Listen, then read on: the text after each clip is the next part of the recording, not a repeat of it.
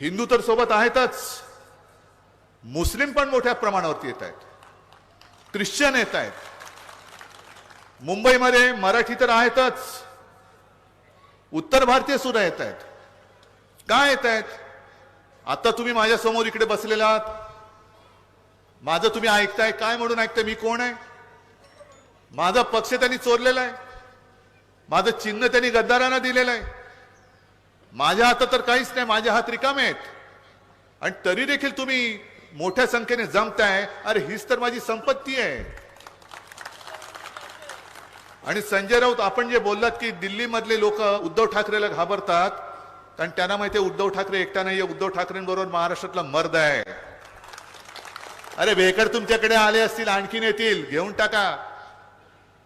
तुमच्याकडे भेकडांची सेना असेल, गद्दारांची फौज असेल, पण ती गद्दारांची फौज, भाड्याची फौज ही माझ्या मर्द मावळ्यांच्या फौजीबरोबर लढा देऊ शकत नाही, टक्करच देऊ शकत नाही. आणि मी प्रत्येक सभेमध्ये सांगतो, भारतीय जनता पक्षामध्ये जरा जरी मर्दपणा शिल्लक राहिला असेल, शक्यता नाहीच आहे, अजिबात नाहीये, पण जरा जरी भाजपामध्ये मर्दपणा शिल्लक राहिला असेल तर तुमच्या सरकारी यंत्रणा ज्या घरगड्याप्रमाणे वापरताय तुम्ही, त्या बाजूला ठेवा आणि खुल्या मैदानात लढायला समोरासमोर या. बघूया कोण जिंकतो आणि कोणाच्या पाठीला माती लागते.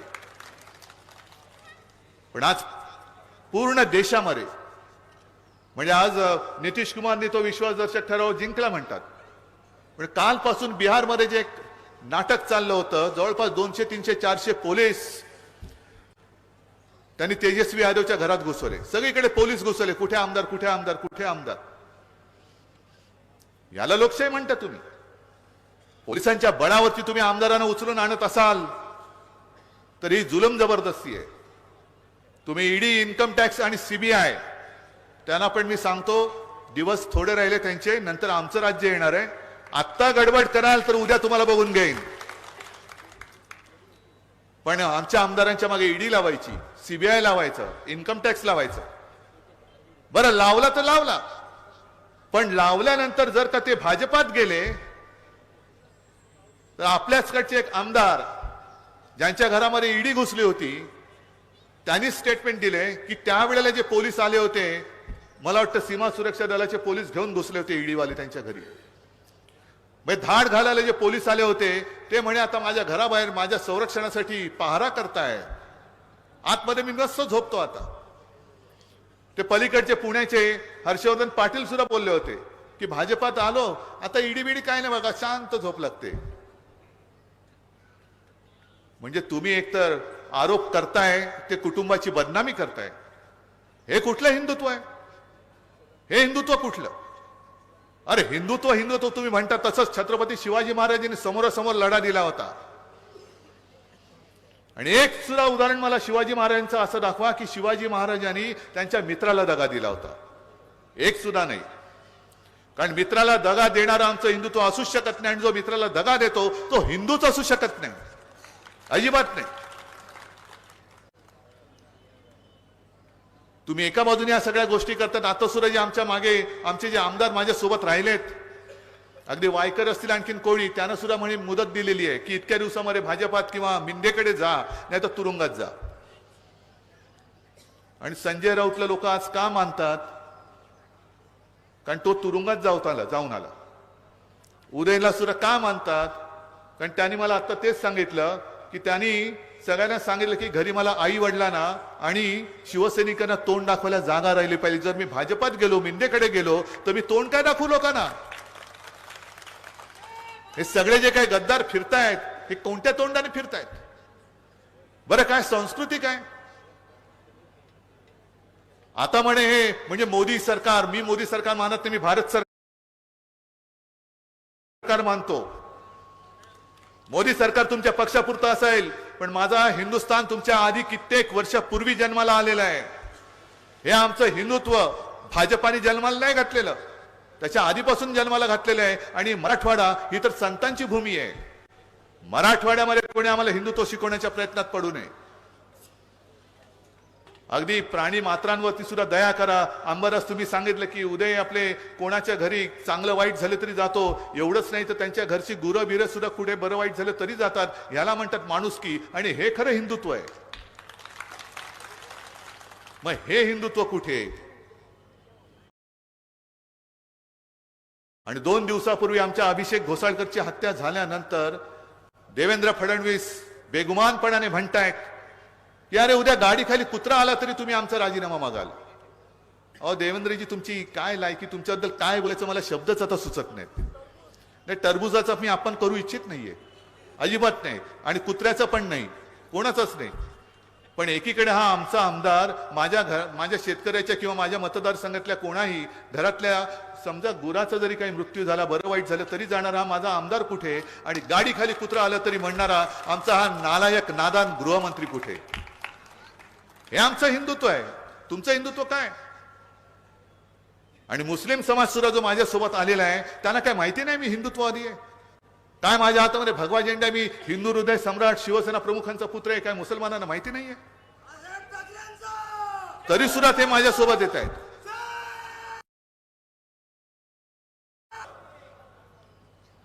की कधी माझ्या आजोबांनी, कधी माझ्या वडिलांनी हिंदू धर्माचा अभिमान बाळगताना दुसऱ्या धर्माचा आहे म्हणून द्वेष करायला शिकवलं नाही. हा एक जरूर, की जो कोणी देशद्रोही असेल तो जातीपाती धर्माने कोणी जरी असला तरी त्याला फासावर लटकवा, हे आमचं हिंदुत्व आहे. तरी त्याला फासावर लटका, कोणी असेल. म्हणजे जसं तो एक मध्ये कुरुलकर सापडलाय, अजूनही केस चालू आहे, त्याच्याबद्दल भारतीय जनता पक्षाने कोणतीही प्रतिक्रिया दिलेली नाही. तो सुद्धा यांचा कार्यकर्ता होता असं म्हणतात, माझ्याकडे अधिकृत माहिती नाही. पण कुरुलकरनी जर का आपल्या भारताची, आपल्या देशाची गुपित पाकिस्तानला दिली असलेले सिद्ध झालं, तर तो जातीने धर्माने हिंदू असला तरी त्याला भर चौकात फाशी द्या, हे आमचं हिंदुत्व आहे.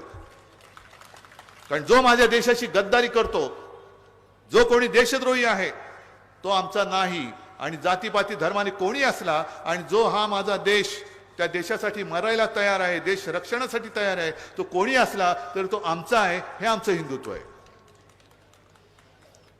ठीक आहे, त्यांनी मोदीजींनी राम मंदिर उभारलं असं ते म्हणतात, पण राम मंदिराचा निर्णय हा सर्वोच्च न्यायालयाने दिलेला आहे. आपण युतीमध्ये त्यांच्यासोबत होतोच. खरं म्हणजे महाराष्ट्रामध्ये त्यांना वाढवलं हे आपलं पाप आहे.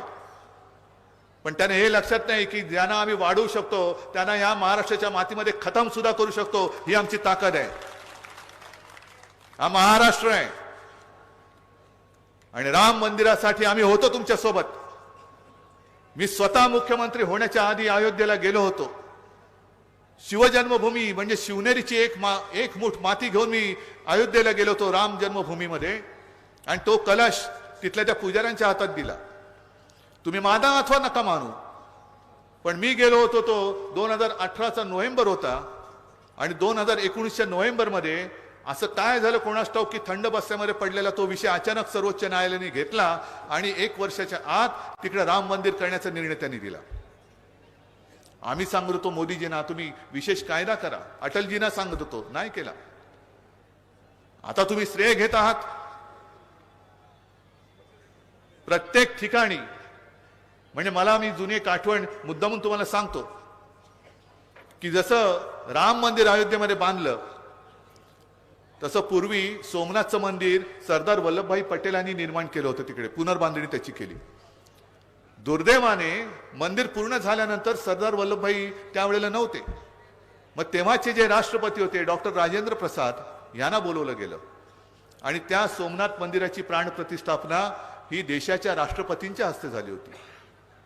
मग इकडे जर काही देशाच्या अस्मितेचा हा विषय होता, तर मग आज देशाच्या राष्ट्रपतींना तिकडे पूजेला का बोलवलं नाही? नवीन संसद भवन निर्माण केलं. त्या संसद म्हणजे देशाचे सर्वोच्च जे असतात ते राष्ट्रपती, आणि संसद ही लोकशाही, त्याचे ते प्रमुख असतात, संविधानात्मक प्रमुख हे आपले राष्ट्रपती आहेत. मग राष्ट्रपतींनी तेव्हा का नाही बोलवलं गेलं? आज आपल्यावरती जे काही ते आरोप करतात घराणेशाही, होय मी घराणेशाहीचा आहेच, आता मी घराणेशाही तर आहेच. आणि मला अभिमान वाटतो मी बाळासाहेबांचा पुत्र आहे म्हणून. आई वडिलांचा मला अभिमान आहे. त्यांना जर का त्यांच्या आई वडिलांचा अभिमान वाटत नसेल तो त्यांचा प्रश्न आहे, पण मला माझ्या आई वडिलांचा अभिमान वाटतो. आणि घराणेशाहीबद्दल तुम्ही बोलत असताना आम्ही जो लढा देतोय तो एकाधिकारशाही विरुद्ध. ही जी काय एकाधिकारशाही आहे, मी आणि मेच फोटो काढताना सुद्धा माझ्या आजूबाजूला कोणी असता कामा नये. मध्ये कोणी आलं तर त्याला सांगतात बाजूला हो. ही एकाधिकारशाही, ही घराणेशाहीपेक्षा जास्त घातक आहे आणि ती आपल्या देशाच्या मुळावरती आलेली आहे. तुम्ही वल्गना खूप करा 400 पार. आज अशोक चव्हाण तिकडे गेलेत, आणखीन काही त्यांच्यासोबत जातील, आमच्यातले काही तिकडे गेलेले आहेत. म्हणून मी सकाळपासून सगळ्या सभेत सांगतोय, भाजपाने जी एक घोषणा दिली होती काँग्रेस मुक्त भारत. काँग्रेस मुक्त भारत तर करताच येत नाहीये. उलट काँग्रेसमध्ये एवढी लोक ते घेत आहेत, एवढी लोक घेत आहेत की जसं पाक व्याप्त काश्मीर आहे तसा काँग्रेस व्याप्त भाजपा होणार आहे. सगळीकडे काँग्रेसवाले, जुने काँग्रेसवाले. आणि मी सांगतो, तुम्ही लिहून ठेवा की एक दिवस सुद्धा भाजपामध्ये असा येणार आहे की भाजपाचा जो अध्यक्ष असेल तो पूर्वीचा काँग्रेसवाला असेल, तो काँग्रेसवाला भाजपाचा अध्यक्ष होईल. कारण भाजपाने पेरलं काहीच नाही, पेरलं फक्त द्वेष. नुसतं जातीपातीमध्ये भांडणं लावायची, धर्माधर्मामध्ये भांडणं लावायची, आगी लावायच्या आणि त्याच्यावरती यांच्या पोळ्या भाजून घ्यायच्या. हे यांनी पेरलं. दुसरे विचार कुठे पेरले? आदर्श दिलेच नाहीत. आदर्श देऊ शकत नाहीत म्हणून अशोक चव्हाणांनी त्यांनी लिहिले की अहो तुम्ही आदर्शवाले आहात, तुम्ही तरी आमच्यामध्ये या, म्हणजे काहीतरी आम्ही आदर्श दिला असं तरी लोकांना सांगू. पण दुसऱ्याचं फोडून घ्यायचं, घरं फोडायची, पक्ष फोडायचे, पक्ष चोरायचे, मित्रांना दगा द्यायचा. जी शिवसेना 25-30 वर्ष तुमच्या सोबत राहिली होती, तुम्हाला संघमुक्त भारत बोलणारा नितीश कुमार चालतो, पण हिंदुत्ववादी शिवसेना चालत नाही. शिवसेनेला तुम्ही संपवायला निघालात. अरे चला, संपवायची हिंमत असेल तर संपून दाखवा, संपून दाखवा. पण ही आता जी काय साठमारी चाललेली आहे खुर्चीसाठी, सत्तेसाठी, फोडाफोडी, तुमच्याकडे लक्ष कोण देणार आहे? मी लढतोय तर तुमच्यासाठी लढतोय, शेतकऱ्यासाठी लढतोय, माता भगिनींसाठी लढतोय, गोरगरिबांसाठी लढतोय, तरुणांसाठी लढतोय, महाराष्ट्रासाठी लढतोय. जे आंबादास तुम्ही बोलत होतात, चंद्रकांतजी तुम्ही सांगत होतात, गेल्या वर्षभरामध्ये मराठवाड्यात किती शेतकऱ्यांनी आत्महत्या केल्या आकडा काढा. चला, माझं आव्हान आहे, मराठवाड्यामध्ये हे दळभद्री सरकार आल्यानंतर आत्महत्या किती शेतकऱ्यांनी केल्या आणि मोदी सरकार म्हणून जो काय डांगोरा पिटतायत त्या मोदी सरकारने मराठवाड्यामध्ये नोकऱ्या किती दिल्या, मला सांगा आकडे कोणाचा कोणता मोठा होईल. शेतकऱ्यांच्या आत्महत्या वाढत आहेत, संभाजीनगर जिल्ह्यामध्ये होत आहेत, सगळीकडे होत आहेत.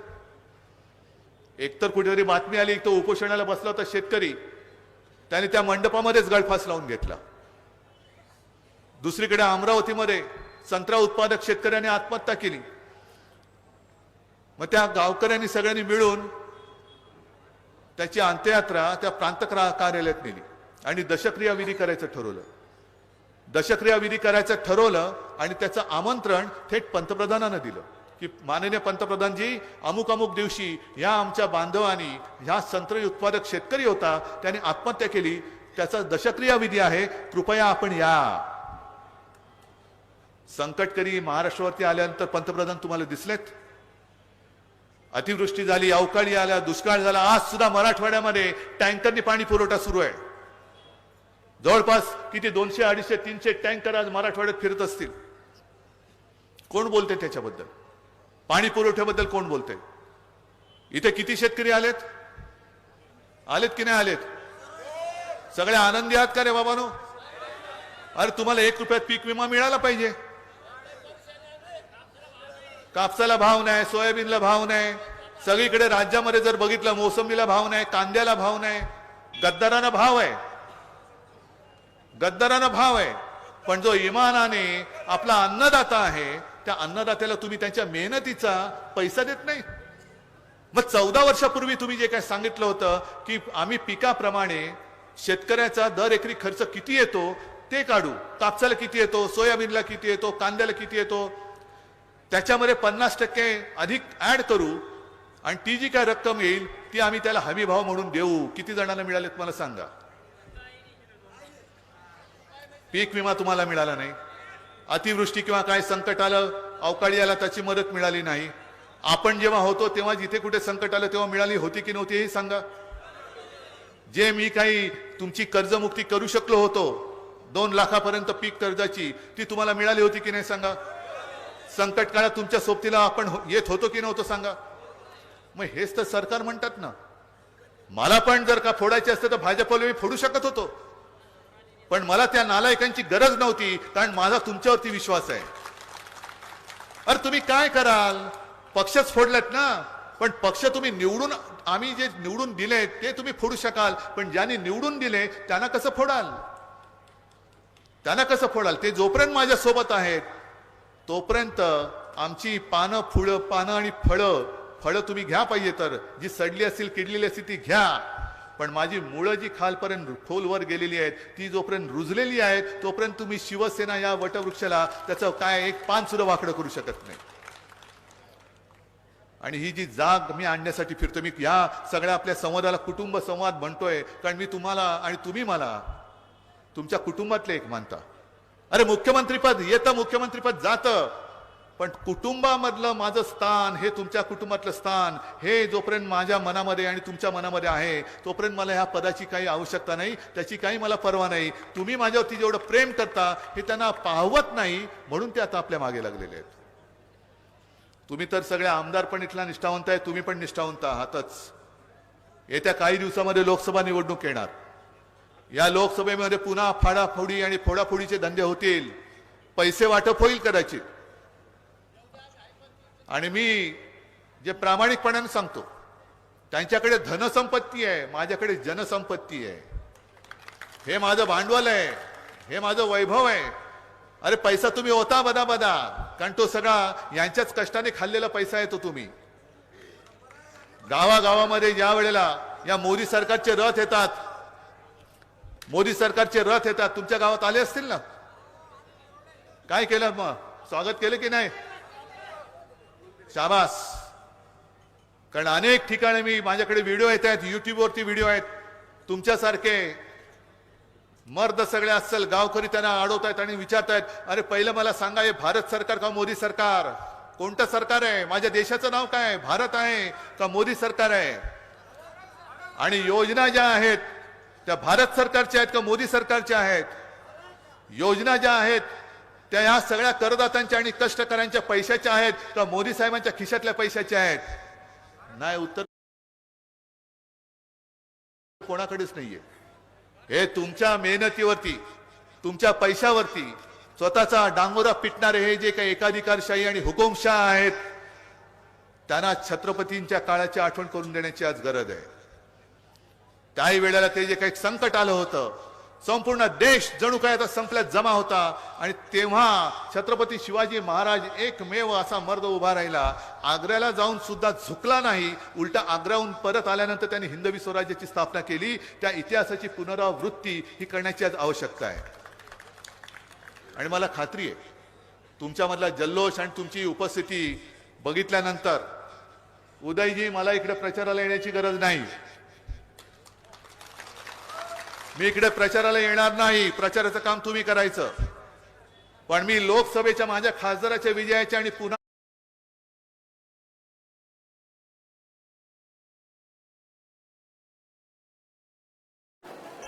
मूठ त्याच्यावरती आपटल्यानंतर कशा ठिकड्या उडणार आहेत त्या आपल्याला दाखवायचं, आणि ते तुम्ही दाखवल्याशिवाय राहणार नाही ही खात्री बाळगतो.